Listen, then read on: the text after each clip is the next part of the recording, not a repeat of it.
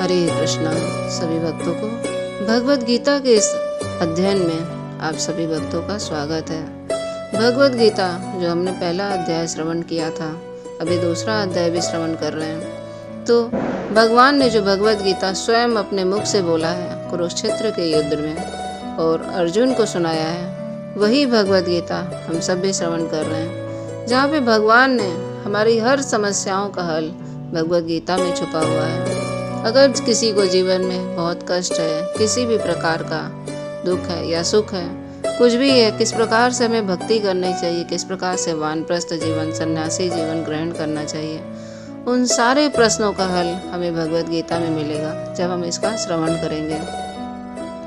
तो अर्जुन को माध्यम बना करके भगवान हमें यहाँ पर शिक्षा दे रहे हैं। तो हम सब भी भगवत गीता का श्रवण करके इसे शिक्षा ले सकते हैं। और भगवत गीता बहुत ही सरल शब्दों में मैं आप सबके सामने प्रस्तुत कर रही हूँ। तो कृपया इसे संस्कृत श्लोकों से कम मैं यूज़ कर रही हूँ, क्योंकि बहुत लोगों को संस्कृत भाषा नहीं आता है। तो मैं उसी को हिंदी भाषा में आप सबको समझाने का प्रयास करूँगी। तो आइए हम सब श्रवण करते हैं कि जो इस आत्मा को मारने वाला समझता है तथा जो इसको मरा मानता है, वे दोनों ही नहीं जानते हैं। क्योंकि आत्मा वास्तव में न तो किसी को मारता है और न किसी के द्वारा मारा जाता है। यह आत्मा किसी काल में भी न तो जन्म लेता है और न मरता ही है, तथा यह न उत्पन्न होकर फिर होने वाले ही हैं, क्योंकि यह अजन्मा, नित्य, सनातन और पुरातन है। शरीर के मारे जाने पर भी यह नहीं मारा जाता। हे पृथा पुत्र अर्जुन, जो पुरुष इस आत्मा को नाश रहित, नित्य, अजन्मा और अव्यय जानता है, वह पुरुष कैसे किसी को मरवाता है और कैसे किसी को मारता है। संबंध यह है कि यह शंका होती है कि आत्मा का जो एक शरीर से संबंध छूटकर दूसरे शरीर से संबंध होता है, उसमें उसे अत्यंत कष्ट होता है, अतः उसके लिए शोक करना कैसे अनुचित है। इस पर भगवान कहते हैं, जैसे मनुष्य पुराने वस्त्रों को बदलकर नए वस्त्र धारण करता है, वैसे ही जीवात्मा पुराने शरीर को त्याग कर दूसरे नए शरीर को प्राप्त होता है। संबंध यह है कि आत्मा का स्वरूप दुर्विज्ञेय होने के कारण पुनः 3 श्लोकों द्वारा प्रकांतर से उसकी नियंता, निराकारता और निर्विकारता का प्रतिपादन करते हुए उसके विनाश की आशंका से शोक करना अनुचित सिद्ध करते हैं। इस आत्मा को शस्त्र द्वारा न काट सकते हैं, इसको आग में जलाया नहीं जा सकता, इसको जल में गलाया नहीं जा सकता और वायु से सुखा नहीं सकता है, क्योंकि यह आत्मा अक्षेद्य है। यह आत्मा अदाय, अलकेद और निसंदेह अशोष्य है, तथा यह आत्मा नित्य, सर्वव्यापी, अचल, स्थिर रहने वाला है और सनातन है। यह आत्मा अव्यक्त है, वह आत्मा अचिंत्य है और वह आत्मा विकार रहित कहा जाता है। इससे अर्जुन इस आत्मा को उपयुक्त प्रकार से जानकर तुम शोक करने के योग्य नहीं हो, अर्थात तुम्हें शोक करना उचित नहीं जान पड़ता। उपयुक्त श्लोकों में भगवान ने आत्मा को अजन्मा और अविनाशी बतलाकर उसके लिए शोक करना अनुचित सिद्ध किया है। अब 2 श्लोकों के द्वारा आत्मा को औपचारिक रूप से जन्म लेने, मरने, मानने पर भी उसके लिए शोक करना अनुचित है, ऐसा सिद्ध करते हैं।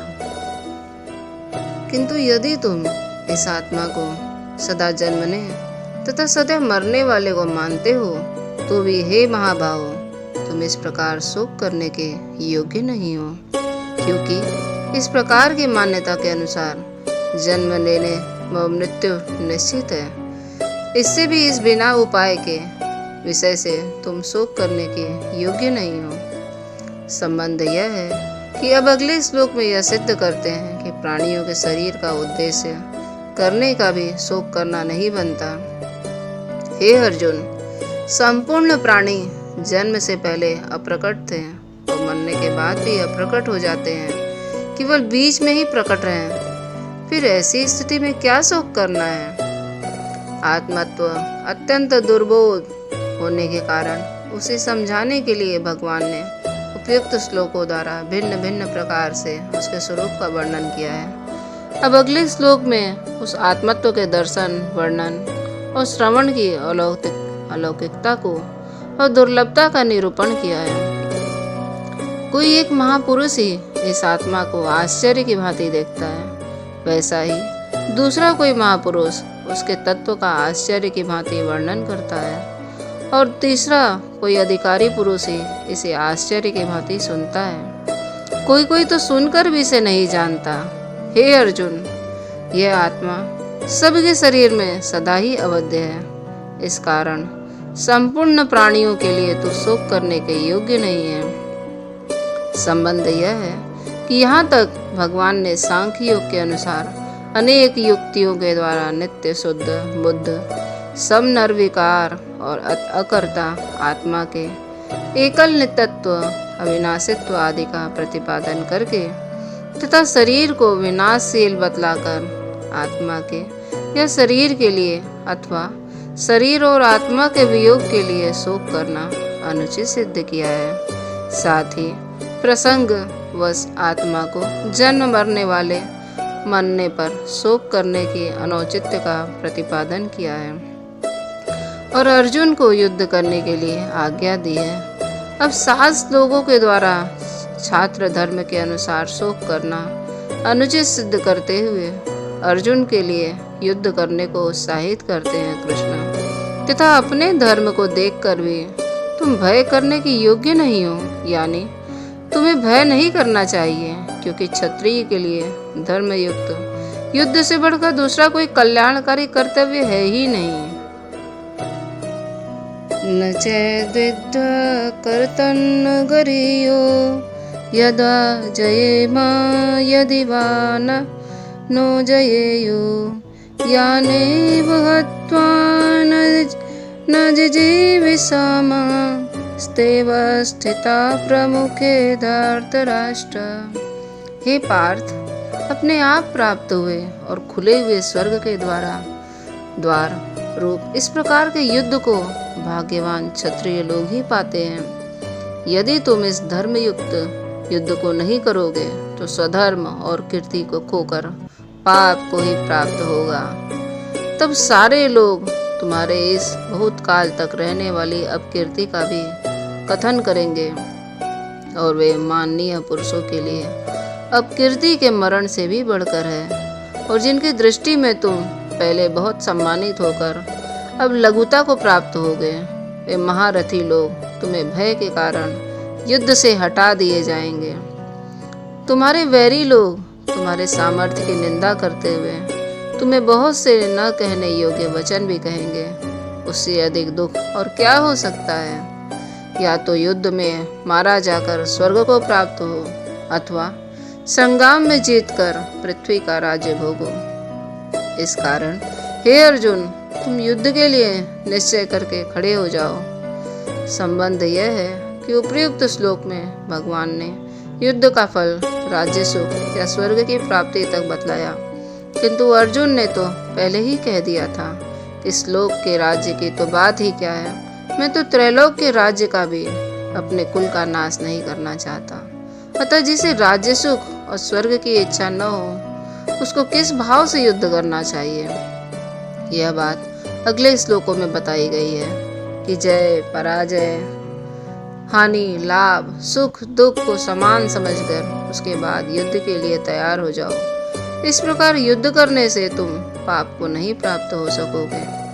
संबंध यह है कि यहाँ तक भगवान ने सांख्य योग के सिद्धांत से तथा छात्र धर्म की दृष्टि से युद्ध करना औचित्य सिद्ध करने के लिए अर्जुन को समतापूर्वक युद्ध करने के लिए आज्ञा दी। अब कर्मयोग के सिद्धांत से युद्ध का औचित्य बतलाने के लिए कर्मयोग के वर्णन की प्रस्तावना करते हैं। हे पार्थ, यह बुद्धि तेरे लिए ज्ञान योग के विषय में कही गई है, और अब तू इसको कर्मयोग के विषय में सुन। जिस बुद्धि से युक्त हुआ तुम कर्मों के बंधन को भली भांति त्याग देना, यानी सर्वथा नष्ट कर डालेगा। संबंध इस प्रकार कर्मयोग के वर्णन के प्रस्तावना करके अब उसका रहस्यपूर्ण महत्व बतलाते हैं भगवान। कर्मयोग में भगवान बोलते हैं कि इस कर्मयोग के प्रारंभ की अर्थात बीज का नाश ही उल्टा फलस्वरूप दोष भी नहीं है, बल्कि इस कर्मयोग रूपी धर्म का थोड़ा सा भी साधन जन्म मृत्यु रूप महान भय से रक्षा कर लेता है। संबंध इस प्रकार कर्मयोग का महत्व बतलाकर अब उसके आचरण की विधि बतलाने के लिए पहले उस कर्मयोग के परम आवश्यक जो सिद्ध कर्मयोगी की निश्चयात्मिकता स्थायी संबुद्धि है और उसका कर्मयोग में बाधक जो सकाम मनुष्यों की भिन्न भिन्न बुद्धियां हैं उनका भेद बतलाते हैं। हे अर्जुन, इस कर्मयोग में निश्चयात्मिकता की बुद्धि एक ही होती है, किंतु अस्थिर विचार वाली विवेकहीन सकाम मनुष्यों की बुद्धियां निश्चय ही बहुत भेदों वाली और अनंत होती हैं। संबंध यह है कि अब तीनों श्लोकों में सकाम भाव को त्याज्य बतलाने के लिए सकाम मनुष्य के स्वभाव सिद्धांत और आचार व्यवहार का वर्णन करते हैं। हे अर्जुन, जो भोगों के तन्मय हो रहे हैं और जो कर्मफल के प्रशंसक वेद वाक्यों में ही प्राप्ति रखते हैं, उनकी बुद्धि में स्वर्ग ही परम प्राप्य वस्तु है और जो स्वर्ग से बढ़कर दूसरी कोई वस्तु ही नहीं है ऐसा कहने वाले हैं, वे अविवेक जन इस प्रकार की जिस पुष्पित यानी दिखाऊ शोभायुक्त वाणी को कहा करते हैं, जो कि जन्म रूप कर्म फल देने वाली एवं भोग तथा ऐश्वर्य की प्राप्ति के लिए नाना प्रकार की बहुत सी क्रियाओं का वर्णन करने वाली है। उस वाणी द्वारा जिनका चित्त हर लिया गया है और जो भोग और ऐश्वर्य में अत्यंत आसक्त हैं, उन पुरुषों की परमात्मा में निश्चयात्मिकता बुद्धि नहीं होती है। हे अर्जुन, वेद उपयुक्त प्रकार से तीन प्रकार के गुणों से युक्त कार्य रूप समस्त भोगों उनके साधनों का प्रतिपादन करने वाले हैं। इसलिए तुम उन भोगों एवं उनके साधनों से आसक्तहीन, हर्ष शोक आदि द्वंद्वों से रहित, नित्य वस्तु परमात्मा में स्थित, योग क्षेम का न चाहने वाला और स्वाधीन अंतःकरण वाला हो। सब ओर से परिपूर्ण जलाशय को प्राप्त हो जाने पर छोटे जलाशय में मनुष्य का जितना प्रयोजन रहता है, ब्रह्म के तत्व को जानने वाले ब्राह्मण का समस्त वेदों में भी उतना ही प्रयोजन रहता है। संबंध यह है कि इस प्रकार समबुद्धि रूप कर्मयोग का और उसके फल का महत्व बतलाकर अब दो श्लोकों में भगवान कर्मयोग के स्वरूप बतलाते हुए अर्जुन को कर्मयोग में स्थित होकर कर्म करने के लिए कहते हैं।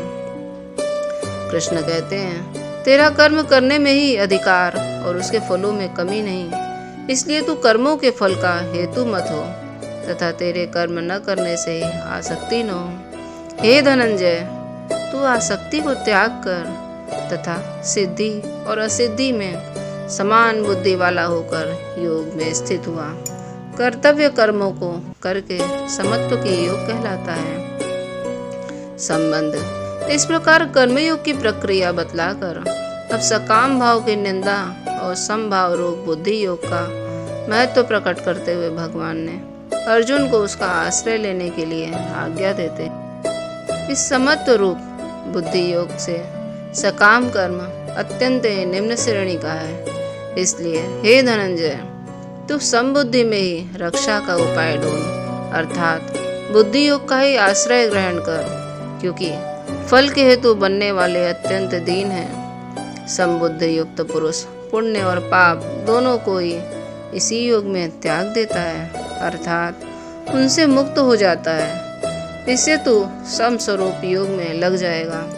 यह समत्व रूप योग के ही कर्मों में कुशलता अर्थात कर्म बंधन से छूटने का उपाय है, क्योंकि समबुद्धि से युक्त ज्ञानी जन कर्मों में उत्पन्न होने वाले फल को त्याग कर जन्म रूप बंधन से मुक्त होकर निर्विकार परम पद को प्राप्त हो जाते हैं। संबंध यह है कि भगवान ने कर्मयोग के आचरण द्वारा अनामय पद की प्राप्ति बतलाई है। इस पर अर्जुन की जिज्ञासा हो जाती है और अनामय परम पद की प्राप्ति मुझे कब और कैसे होगी, इसके लिए भगवान ने 2 श्लोकों में कहते हैं कि जिस काल में तेरी बुद्धि मोह रूप दलदल की भली भांति पार कर जाएगी, उस समय तू सुने और सुनने में आने वाले इस लोक और परलोक संबंधी सभी मार्गों को वैराग्य प्राप्त हो जाएगा। भांति भांति के वचनों को सुनने से विचलित हुई तेरी बुद्धि जब परमात्मा में अचल और स्थिर ठहर जाएगी, तब तो योग को प्राप्त हो जाएगा, अर्थात तेरी परमात्मा से नित्य संयोग हो जाएगा। संबंध यह है कि पूर्व श्लोकों में भगवान ने यह बात कही कि जब तुम्हारी बुद्धि परमात्मा में निश्चल ठहर जाएगी, तब तुम परमात्मा को प्राप्त हो जाओगे। इस पर परमात्मा की प्राप्त स्थिर प्रज्ञ सिद्धि योग के लक्षण और आचरण जानने की इच्छा से अर्जुन पूछते हैं। हरे कृष्णा। तो यहाँ पर भगवान कृष्ण अर्जुन को उपदेश दे रहे हैं युद्ध करने के लिए, उन्हें प्रोत्साहित कर रहे हैं, हर प्रकार से भगवान समझाते हैं। तो हम सब भी भगवत गीता का श्रवण करके भगवान के और प्रिय भक्त भी बन सकते हैं। और कार्तिक महीने में भगवत गीता पढ़ने का अमूल्य फल है। तो आप सब भी भक्त भगवत गीता पढ़िए और लोगों में भी शेयर करिए। उम्मीद करते हैं आप सबको भगवत गीता इस सरल से भाषा में जो मैंने हिंदी में समझाने का प्रयास किया है, बीच बीच में श्लोका भी बोली है, आप सबको समझ में आया होगा। आप कुछ भी अगर बोलना चाहते हो या श्लोका के साथ सुनना चाहते हो तो हमें कमेंट में बता सकते हैं। हरे कृष्णा।